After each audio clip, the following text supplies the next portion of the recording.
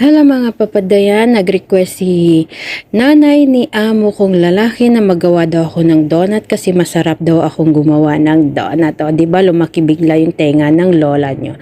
Kasi yung donut guys, nilagyan ko yan ng palaman na cheddar cheese. Kaya yan siya lalong sasarap. Tapos nag-prepare ako ng oil, pinainit ko lang. Tapos yung asukal na giniling, syempre dagdag pampalasa. Ngayon, kung mainit na yung oil, prituhin ko na yung donut ko na may palaman siyang cheddar cheese.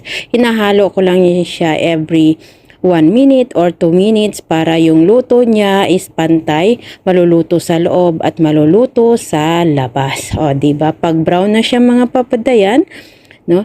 Tanggalin na natin yan siya sa oil kasi pag sobrang brown na ang kalabasan niya ay sunog na. O, di ba? Ayan.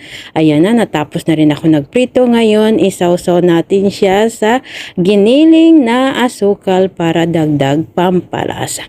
Ayan, ready to eat na yung mga bisita, pati sila amo.